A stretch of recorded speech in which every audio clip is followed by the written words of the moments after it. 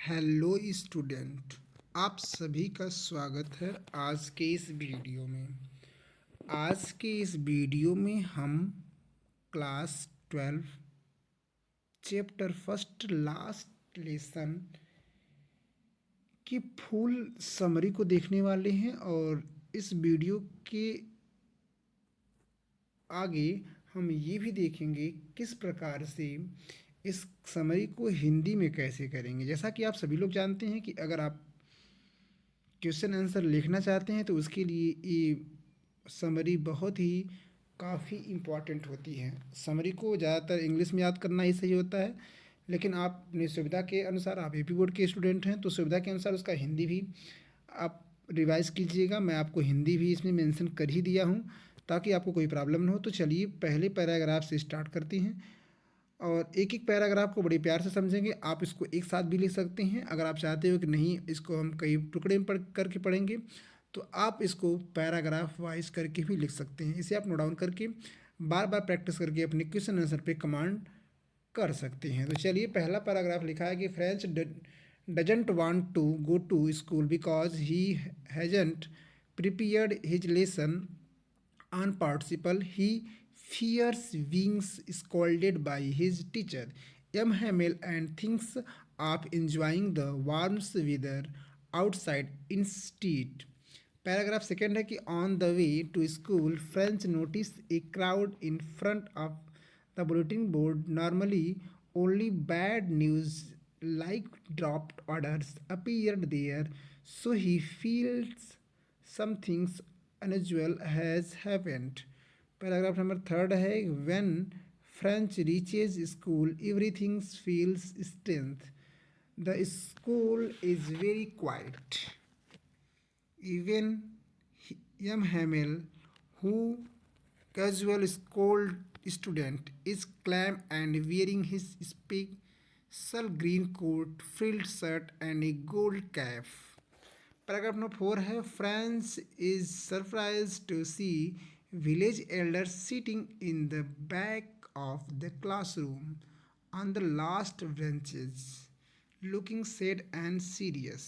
Next paragraph है M Hamel announces that by an order from Berlin, only German would be taught in Alsace and Lorraine schools from the next day. This is their last French lesson. Next paragraph है French feels shocked and regrets on taking his studies seriously yearly. He realizes the importance of his mother tongue and feels guilty for wasting time. Next paragraph है M. Hamel scolds the villagers and parents for not valuing education and for sending children to work instead of school. He also blames himself for asking students to water plants and for taking day off. Next paragraph है paragraph number 8. He exclaimed that language is the key of freedom. As long as people hold on to their language, they cannot be completely enslaved. Hamel then teaches the lesson calmly and with full dedication. French listen carefully and find the explanation clear and beautiful. At the end of class, M. Hamel becomes emotional.